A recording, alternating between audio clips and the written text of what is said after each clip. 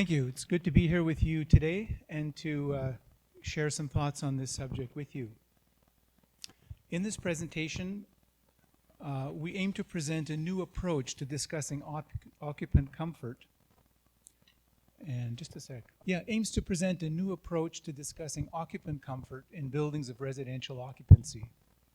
The thermal and comfort properties that we're going to discuss are applying to the vision areas of the glass and do not include the effects of window and door frames.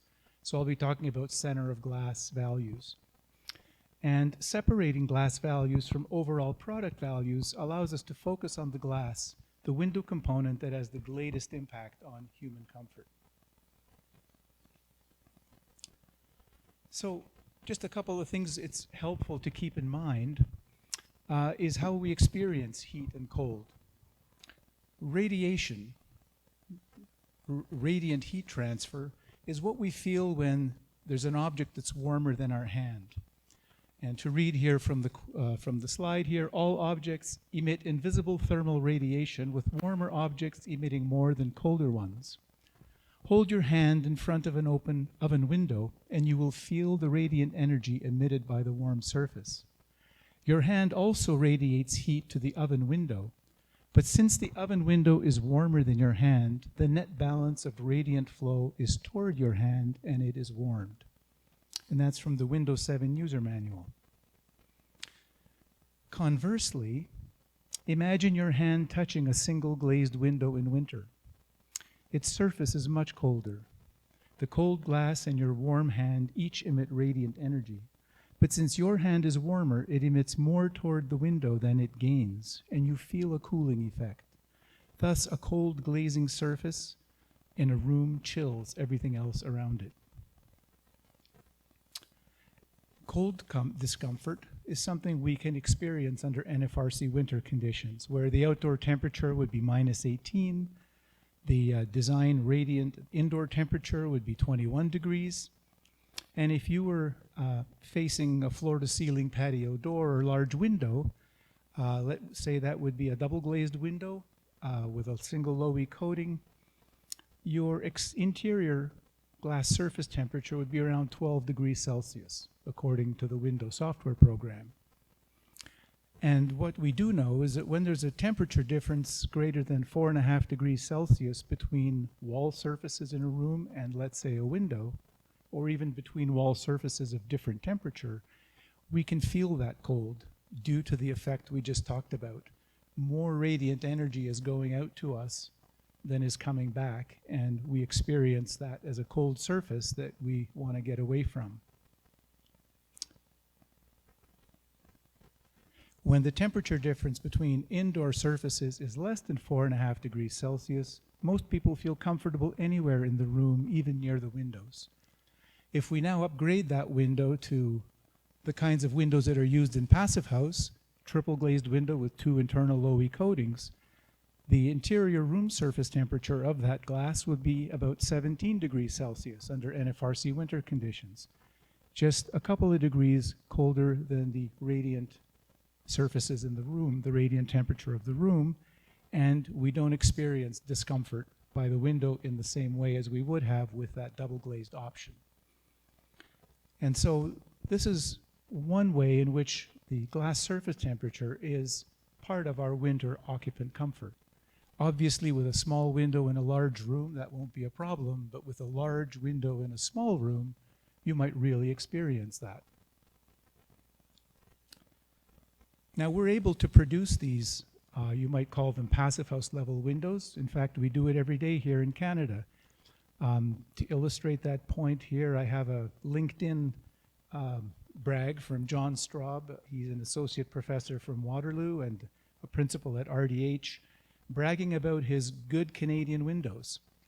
And he says, looking out at the -23 degrees Celsius or -9 Fahrenheit, this morning is nice and cozy from behind triple glazed fiberglass framed windows and airtight and insulated walls.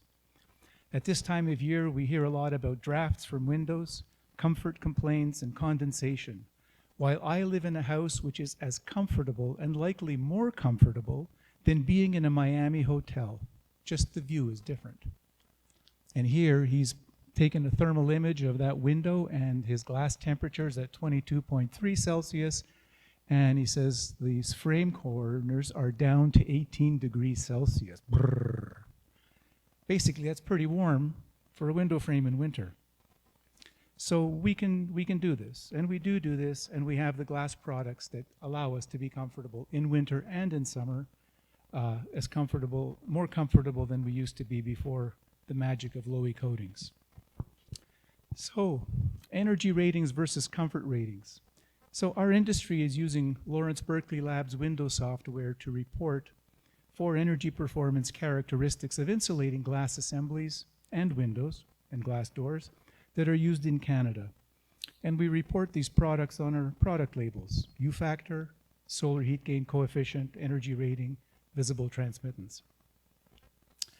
The window software also calculates properties that are not reported on energy performance labels, but they are highly relevant for the thermal comfort of building occupants. So if we look at that information for our glass products, we can learn a lot. We can get information that will help us to make intelligent decisions about windows and doors that will maximize our comfort, whether it's winter, whether it's summer. One of those metrics is the relative heat gain. It's a summer metric, and it reports the total heat flow into the building transmitted through glass over a 1-hour time span in watts per square meter. And this is a metric that can be relevant to assess the overheating discomfort potential of glass in windows. The other metric that is relevant for winter comfort is your winter glass surface temperature.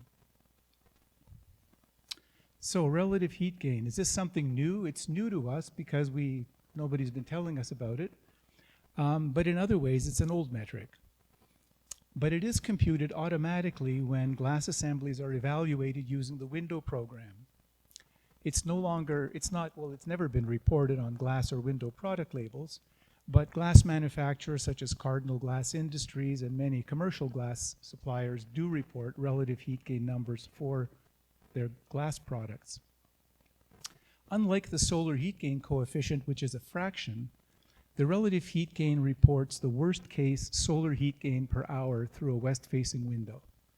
And it does it in watts, something that Canadians are generally familiar with. Because we have lived experience with space heaters rated in watts, the relative heat gain rating may help us to appreciate the overheating potential of windows that have high relative heat gain values. The energy and comfort related ratings are determined under these boundary conditions, which represent a climate more like, I guess, central and eastern Canada and the northern US than they are of southern BC. But your outdoor air temperature in winter, most of you know, is minus 18 degrees Celsius. Indoor temperature is 21. And the NFRC summer temperatures are plus 32 Celsius in summer, and indoor air at 24 degrees Celsius. And that's temperatures that British Columbia is increasingly experiencing. So let's look at the available glass configurations, which I'm calling our thermal comfort toolkit. So we all know that different low-E coatings can be combined with 2 or more glass layers to provide significant control over both shorter wavelength, solar radiation from the outside inwards to the glass, as well as the longer wavelength radiant heat emitted from indoor building interiors to the exterior. The heat transmission or emissivity and the heat reflection properties of these low-E coatings have a direct bearing on the comfort of building occupants. The high-performance coatings available today typically use silver as their heat-reflective metal applied to the glass surfaces, and they're commonly applied at densities we talk of as single silver, double silver, and triple silver. And the properties of these coatings do not vary materially from one glass coater to another. In the following slides, we'll examine the comfort-related properties of these coatings when they're combined with 2 or 3 glass layers. So if we think about our glass configurations, of course we're familiar with the Single pane coated glass at R1 and dual pane uncoated glass at R2, which sadly is the kind of glass I still have in the windows in our condo in Vancouver, because that's what they were putting into windows back in the late 80s.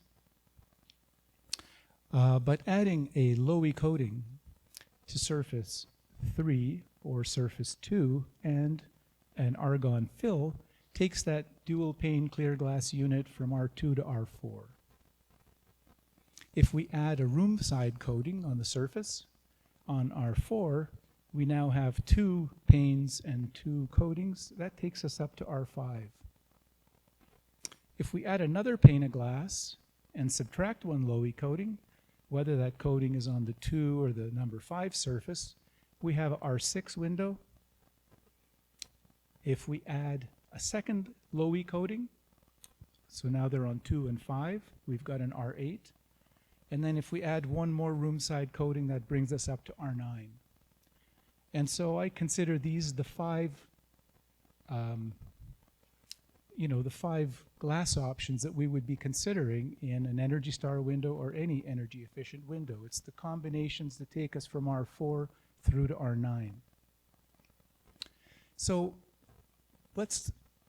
I'm going to look at these particular configurations, and we're going to look at their center of glass characteristics, U factor, solar heat gain, visible transmittance, glass temperatures, and relative heat gain values, and compare those to the uncoated single and double pane glass.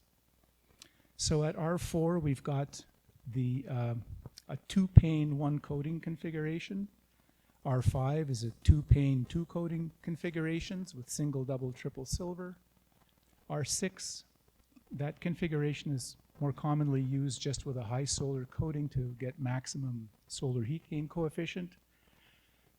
R8, we've got 2 coatings, single, double, triple silver, and R9 with the room side coating. So I'm just kind of illustrating pictorially, and now we're going to fill in the data from window for these glass configurations and for these what I would call 5 configurations that we have over whatever would have been just a simple clear glass window in the past.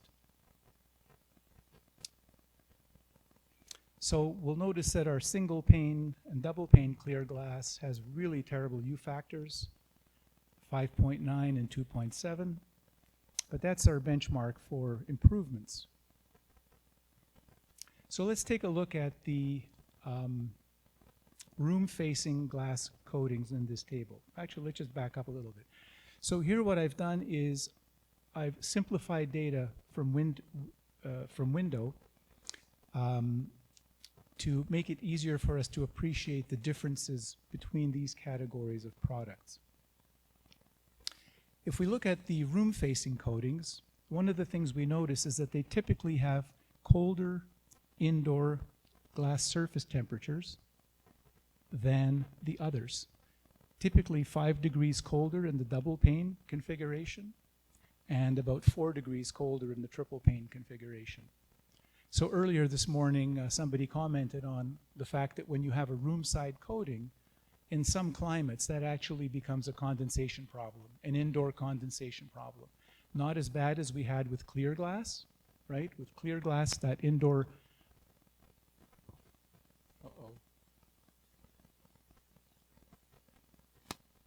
Somebody know it's trying to record? I guess I pushed the wrong button. It is recording, so. Okay.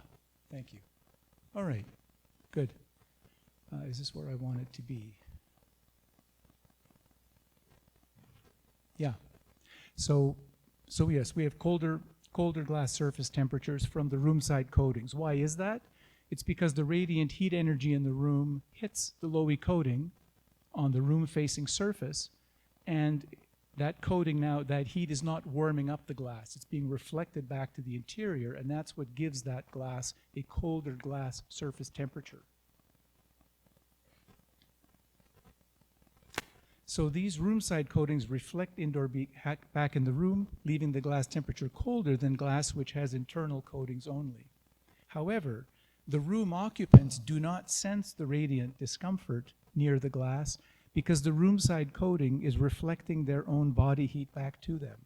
So it's acting like a heat mirror. Even though the glass temperature is colder, as you approach it, your own body heat is being reflected back to you, and you do not feel the cold glass surface temperature until you touch it. Now, this whole cold glass indoor temperature can still result in greater condensation potential and contribute to discomfort from drafts.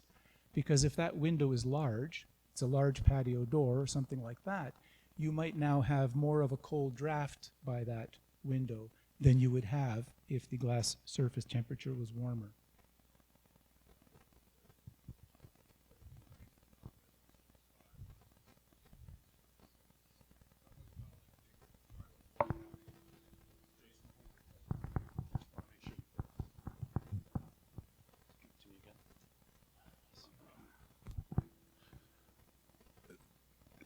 I've always thought that they tried to avoid having it on an exterior surface because of scratching, chemical resistance, things like that. Is it making a big enough difference to put it on surface 6 because of those factors? Well, we're talking about putting it on surface 4 in a double glazed unit and on surface 6 in a triple. The coatings are durable, and the market seems to like them. So they're quite widely used. Clearly, they're used more, let's say, in a warmer climate than a colder climate, but the market acceptance of these coatings has been good. And I'm sure those who, there you go. Yeah, I just wanted to point out one of the reasons for doing that is if you want 3 low E coatings. Like, let's say you put a coating on 3 and, 1, 2, Well, we have those right 4 there. and 5, right? The transmittance in that air cavity is not going to change because they're both rejecting sending heat and receiving heat. And so according to Cardinal, if you want to, you maximize 1 low E per air cavity, and then the only way to get better performance is to put low E on the inside surface after that. Thank you, Dave.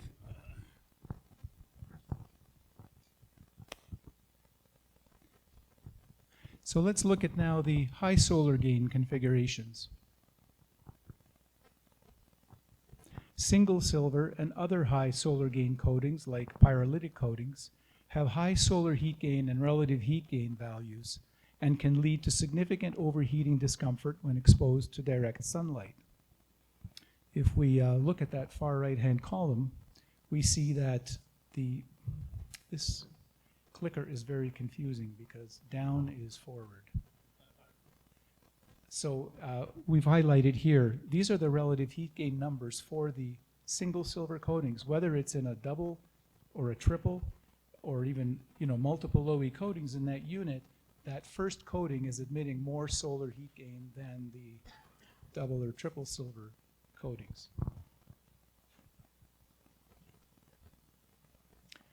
A 2 meter by 2 meter size NFRC size patio door with about 3 square meters of high solar glass exposed to direct sunlight can transmit up to 1,500 watts of heat, as much as an electric space heater.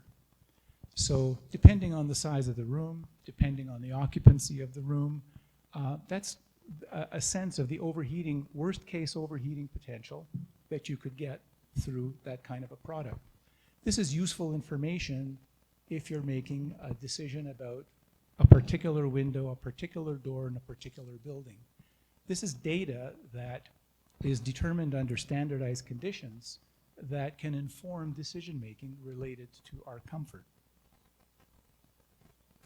So we know that high solar gain glass can be used for passive solar heating of buildings.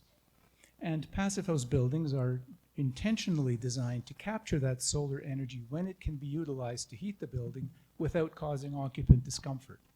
That's the theory, and that's the goal of a passive building designer.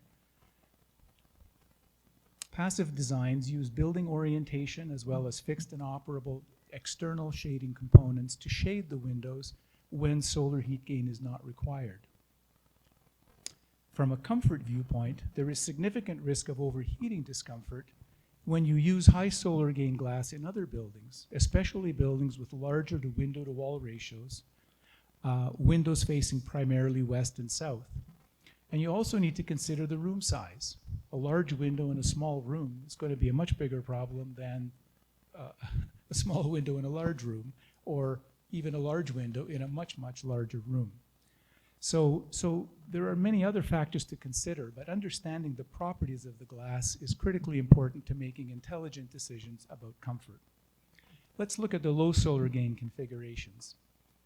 The medium solar, double silver, and the low solar, triple silver coatings have 40 to 60% lower relative heat gain values to minimize overheating discomfort, while maintaining warm winter glass surface temperatures. So we see that the significantly lower relative heat gain and winter glass surface temperatures are higher than they are with the rooms facing coatings.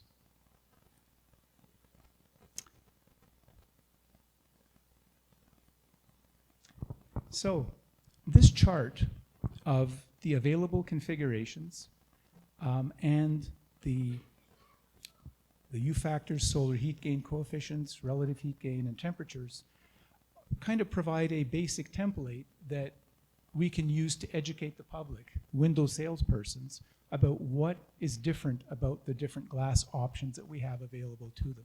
Why would you want to consider a room side coating? When is it a good idea? When is it not likely to cause a problem? When is it possible to cause an issue? We now have numerical, objective data to inform those decisions. And I think this is something that we can use in our industry to train salespeople and to begin to sell comfort and not just energy efficiency. Choosing glass for occupant comfort. So there's 3 ways that low E coatings improve thermal comfort. One is to reduce solar heat gain, just to reduce the heat coming through from the sun. The other is to prevent long wave radiation from escaping outwards through the window in winter. And the third is to minimize drafts arising from colder glass surface temperatures. So with our chart, we now have the ability to address these characteristics depending on any particular use case that we would be looking at. But if you want some general rules of thumb, if you want to minimize overheating discomfort, it's simple. You just avoid high solar gain glass, and you will have less overheating discomfort than you might otherwise. If you have an entire glass wall in your residence, even with low solar glass, you may have more solar heat gain than you really want. But certainly, understanding that the high solar glass is actually optimized to maximize how much solar gain we can get, you need to know when you want it and when you don't. And then what is useful about the relative heat gain number is it's very hard for human beings to relate to a percentage or a ratio. How will I feel beside a 0.32 window or a solar heat gain, or a 0.25 solar heat gain, or a 0.5 solar heat gain? What does that feel like? It's just a number. It means nothing to me. It doesn't mean nothing to you. And I think that's one problem with it, is that when people talk about that number, there's no sense of the magnitude of what that means.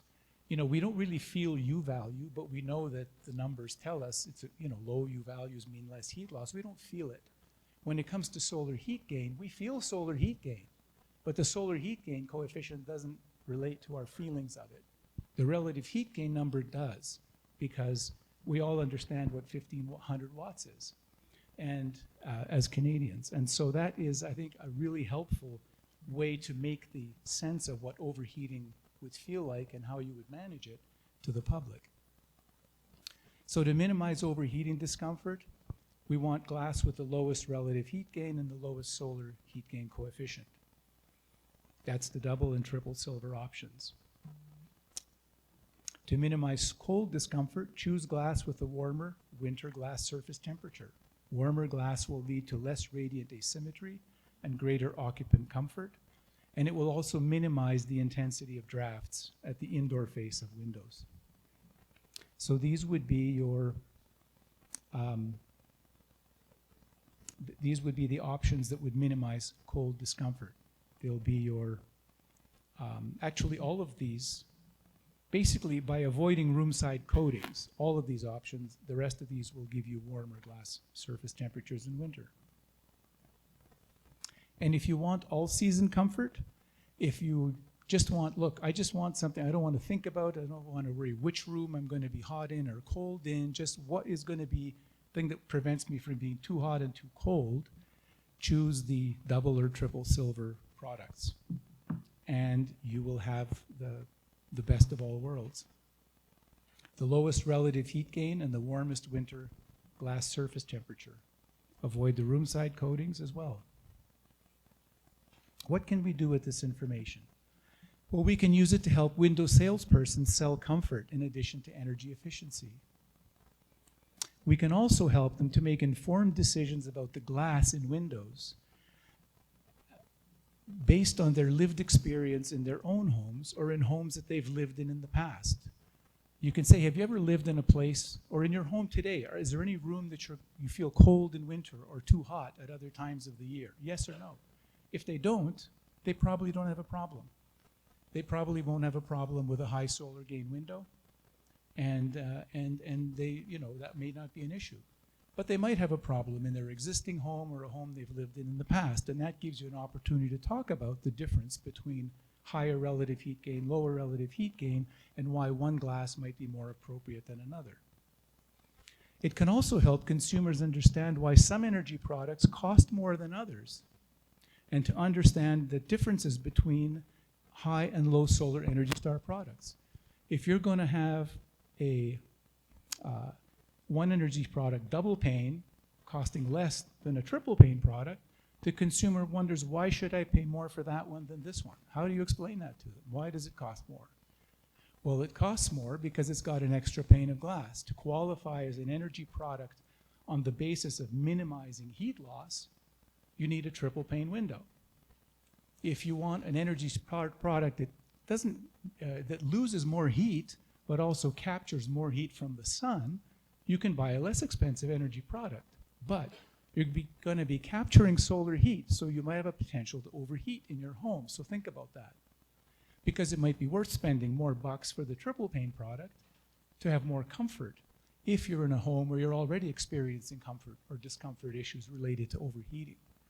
So I think this makes it easier to sell Energy Star products intelligently, because right now it's very hard for the U-factor path products to compete with energy rate, you know, high solar products when the price is a big difference. And you can't actually explain to people what they're getting for their money. Finally, ensure that our customers will be satisfied with their Energy Star products by selecting the right Energy Star product for their home and their lifestyle. And that should strengthen the brand's values, so that you don't have people say, yeah, I bought these Energy Star products, but God, I'm overheating. You know, they're terrible, right? And that happens.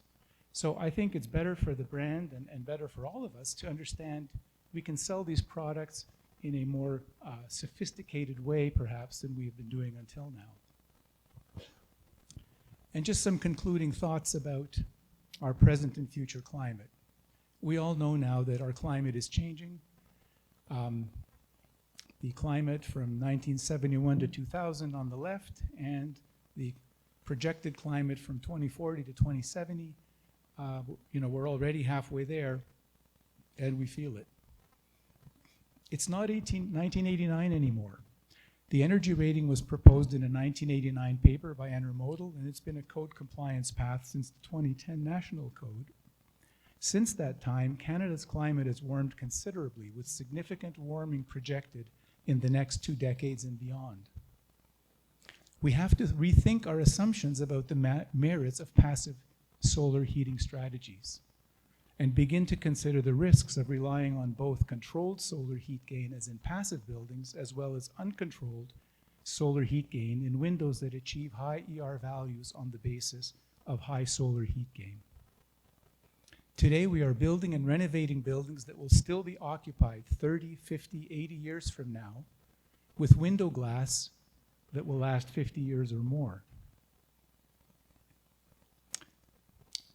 Many people are starting to think that solar heat gain will not be needed to reduce heating demand because climate change is taking care of that for us.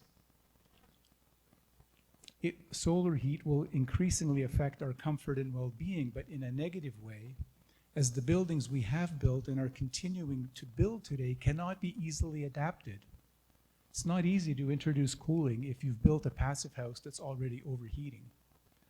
And even if it's working today, it's not going to be easy to retrofit it in some way 20 or 30 years from now because of the complexity of the construction and the whole design philosophy behind it.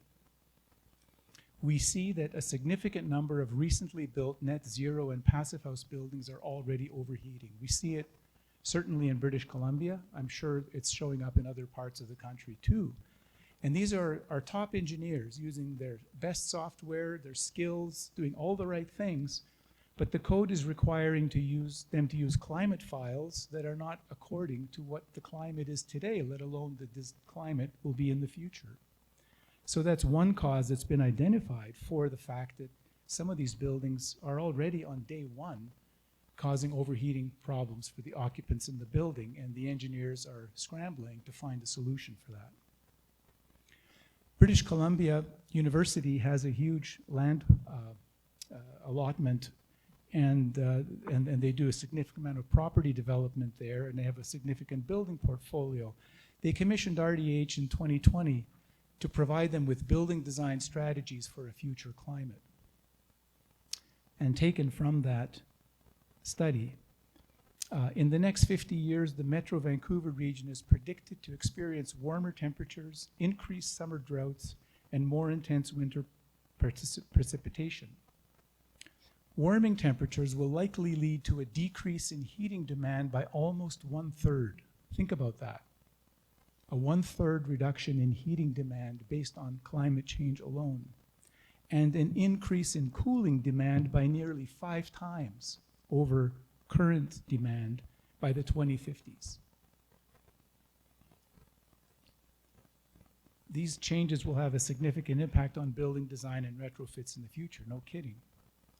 Designing for future climate resiliency leads to a building design that can respond to the rising temperatures while also reducing the energy consumption and carbon emissions by decreasing the rising demand for mechanical cooling.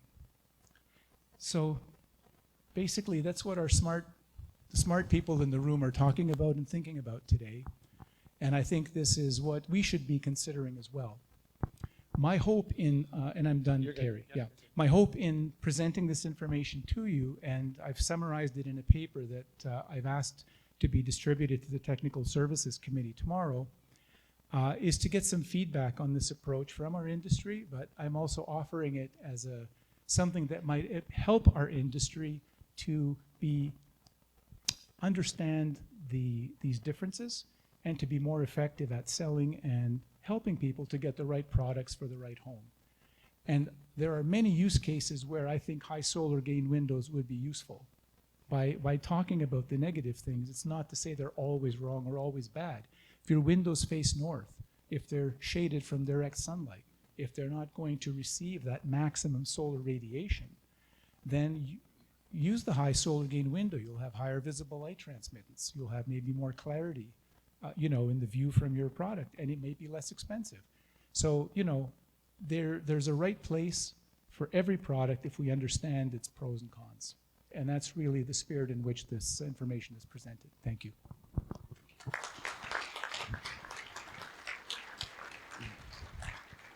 So Al suggested that we had a room full of smart people. Does anybody have questions for him?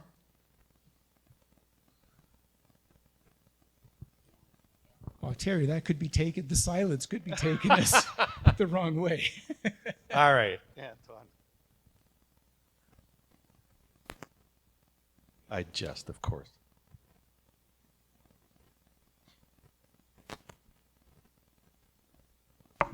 So great presentation. I think the important question to ask in general is why is high solar heat gain glass being used? And this morning we talked about it from an EA perspective and Hot 2000. But when you talked about salespeople and Energy Star, I think if you learn how the ER path, the ER rating is calculated, it takes in this, because you're talking all about center glass performance values. A high solar heat gain can be used to overcome a high thermal conductive frame and high air leakage in a frame.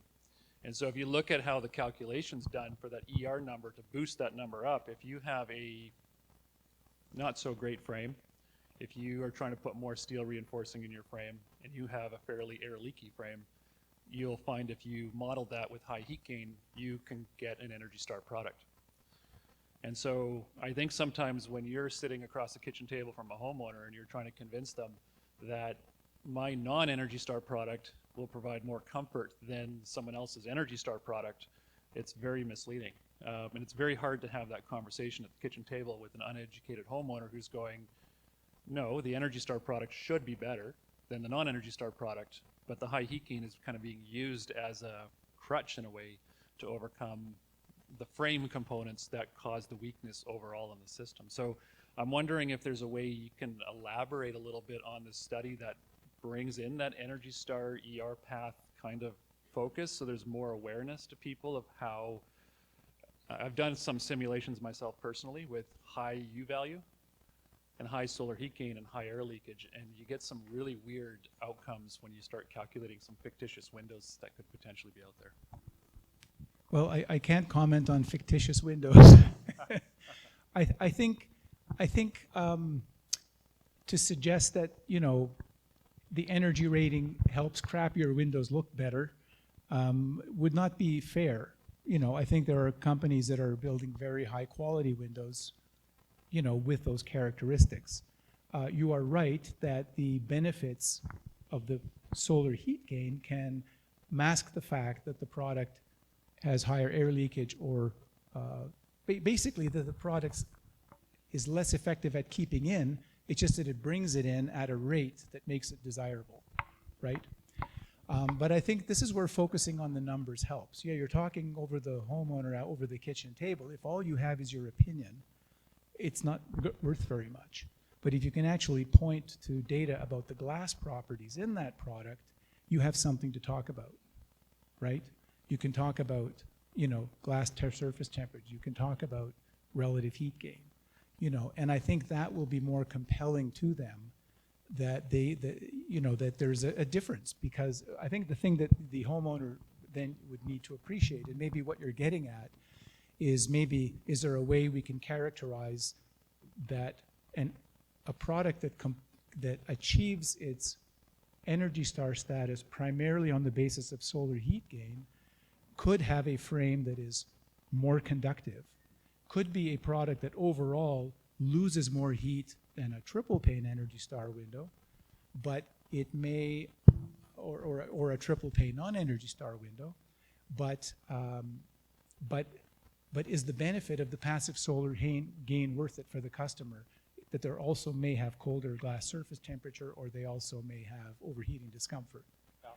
I think focusing the discussion on the glass properties is better than trying to slam another product's, you know, competitor's product and make it inferior. I wouldn't want to go there. I think if we stick to stick to the glass, we have a much more defensible and compelling story, and one that is not perceived to be biased. If you'd like to come to the Manufacturers Council tomorrow morning, I'll be presenting on a research project that the Natural Resources Canada has done looking at these issues, what's in the marketplace now, where are things going, and I've also recently, as about 15 minutes ago, added slides to talk about what the National Building Code is doing about overheating, and we'll talk about that tomorrow morning. Thank you. Thank you. Anybody else?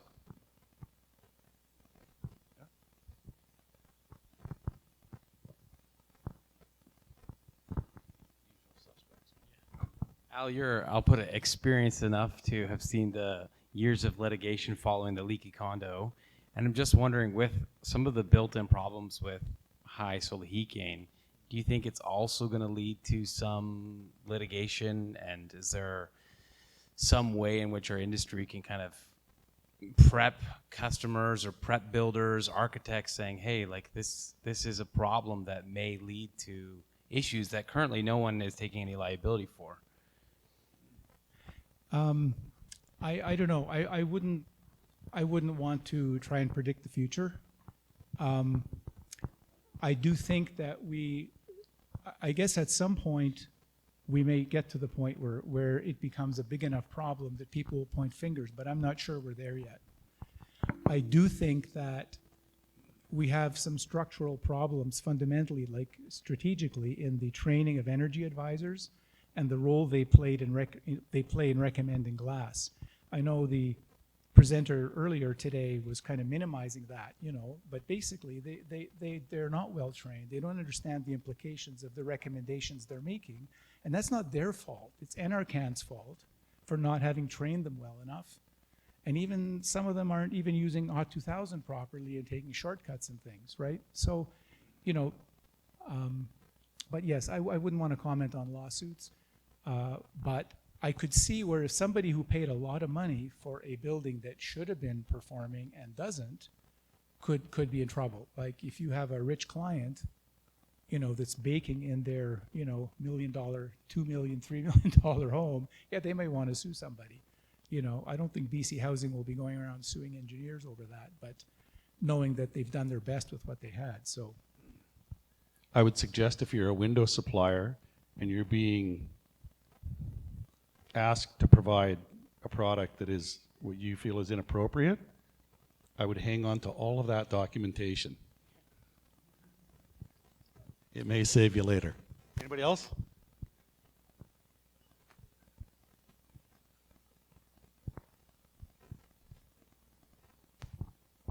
I mean, Al, isn't part of it the problem? I mean, from an Energy Star standpoint, is that program was initially developed with heating loads, reducing cost for heating loads, whether it be appliances, keeping heat in the house, things like that.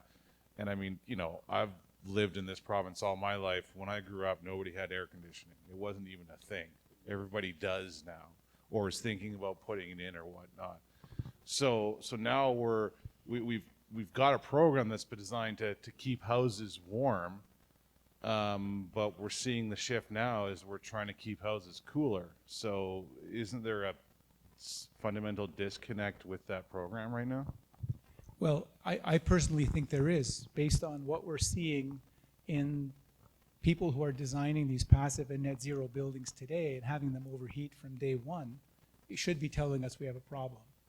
And they're thinking that the problem is that they're using the wrong climate data, which they're required to use under the code. So presumably solving that problem will make things better. But I think the long-term trend of a warming climate should suggest to us that a high solar gain path for energy efficiency is not a very wise one for the decades to come. I think the handwriting should be on the wall for that. I think a proper criticism of Energy Star rated products is, imagine you were buying a refrigerator from your home, and whether you were buying like a bar fridge or like an industrial size fridge, it had a rating based on the hypothetical average fridge in the hypothetical average house and not the actual refrigerator that you're getting. So those are the shortcomings of the way we rate windows under Energy Star.